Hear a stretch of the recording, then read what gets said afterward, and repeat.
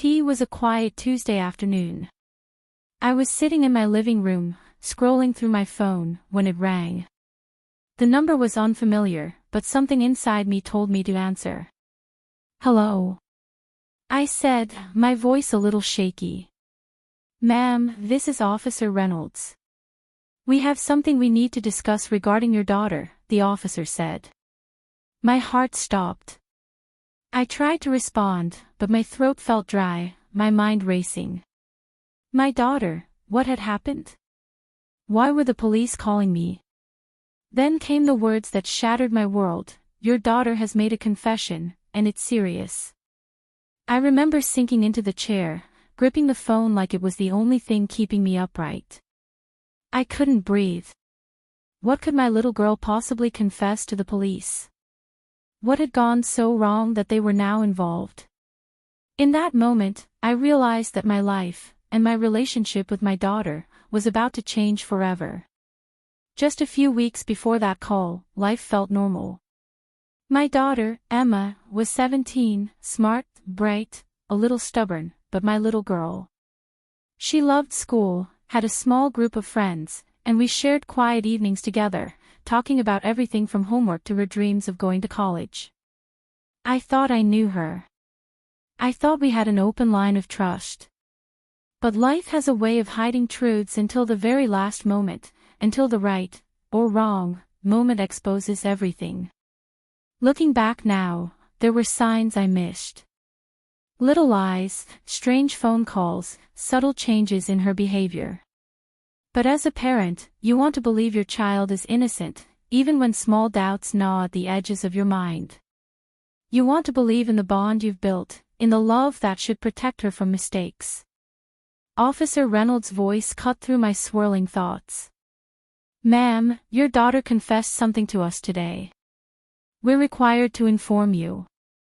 I swallowed hard, nodding though he couldn't see me. "Tell me, please." Emma had been struggling with some issues at school: bullying, peer pressure, small incidents that I thought were minor. But according to the police, she had admitted to something much bigger. She had been hiding a secret from everyone, even me, and it involved a serious betrayal. I felt my chest tighten, my stomach drop. How could my own daughter? I couldn't understand.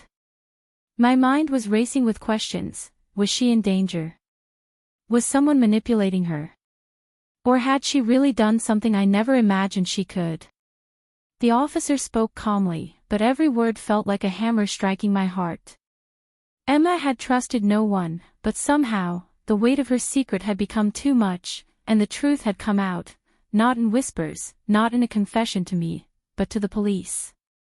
After hanging up, I paced the house, trying to piece together what had happened. I went through her room, her backpack, her phone, looking for clues, for some explanation that would make sense.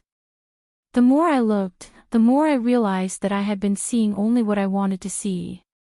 Emma had been acting differently, yes, but I'd assumed it was teenage mood swings, stress from school, or normal growing pains. Now, each little lie, each evasive answer, each hidden message seemed like a glaring warning I had ignored. The betrayal didn't feel like anger at her. It was confusion, heartbreak, a deep sadness that my daughter had carried something so heavy alone. And yet, I knew one thing for sure: I had to face this head-on. I had to understand why she did what she did, and what this meant for us as a family. That evening, I waited until she got home.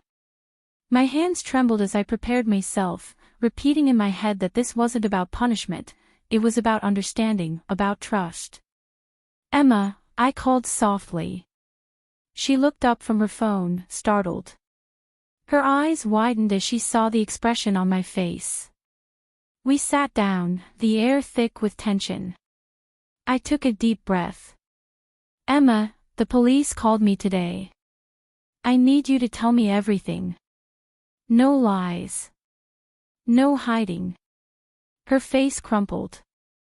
The tears came fast, hot, and uncontrolled. She confessed, finally, everything she had been holding inside. Mistakes, pressures, fears, all of it came spilling out in a torrent of words. She admitted that she had lied to protect herself, to protect others, but in doing so, she had broken the trust between us. I listened, my heart breaking and mending at the same time. The betrayal was real, yes, but so was the pain she carried. As the days passed, I realized the confession didn't just affect Emma and me, it rippled through our family, our friends, even her school. People we trusted, relationships we thought solid, were all affected in ways I hadn't anticipated. I felt anger, confusion, and grief in waves. And yet, beneath it all, I understood something crucial: secrets have power because they hide the truth. The moment a secret is exposed, whether by choice or circumstance, it changes everything. I also realized that my daughter had been desperate for help in ways I didn't recognize. Her actions, while wrong, were a cry for guidance, for understanding. And as a parent, that was my hardest lesson. Sometimes, you fail to protect the ones you love most, even when you think you're doing everything right. I knew I had two choices: to let anger and disappointment drive a wedge between us, or to take the difficult path of forgiveness and rebuilding trust. I chose the latter. We started small, honest conversations, shared routines, transparency. No secrets. No judgment. I involved counselors, teachers, and close friends who could guide her without shaming her. Slowly, I saw changes, not overnight, but day by day. Emma started to open up more, not just about what she had done, but about her fears, her struggles, her dreams. And I realized that true justice isn't always punishment, it's guidance, understanding, and a chance to correct mistakes before they define you. Weeks later, the police cleared Emma of any serious consequences, but the emotional scars remained. I knew, though, that the hardest part had already passed. One evening, as we sat together after dinner, she looked at me with tearful eyes. "Mom, I'm sorry. I was scared. I didn't want to disappoint you." I pulled her close. "Emma, the fact that you told the truth now, even after everything, shows courage. It shows that we can fix this together. That's what matters." In that moment, I realized the power of exposure, not as punishment, but as a catalyst for change.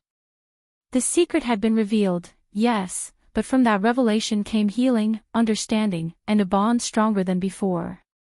Looking back, I understand that life doesn't come with guarantees. Our children will make mistakes, sometimes serious ones. But the way we respond, as parents, as mentors, as guides, defines the impact of those mistakes. The confession my daughter made could have destroyed us. It could have led to anger, blame, and resentment.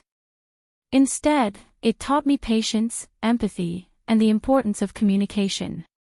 Sometimes, the shock of a revelation is the first step toward real growth, for both parent and child. The police exposed the secret, yes, but it was up to us to rebuild what had been shaken, and to make it stronger than ever. Every parent fears that moment when a child's mistake comes to light. But this story is not just about betrayal, it's about the power of truth, courage, and love. Secrets can destroy trust, but honesty can rebuild it. Mistakes can hurt, but they can also teach. And even when the world seems to turn against us, family can heal the deepest wounds. My daughter's confession shook me, yes, but it also reminded me that love isn't blind. Love sees, it forgives, and it grows stronger through trials. And that is a lesson I will carry with me forever.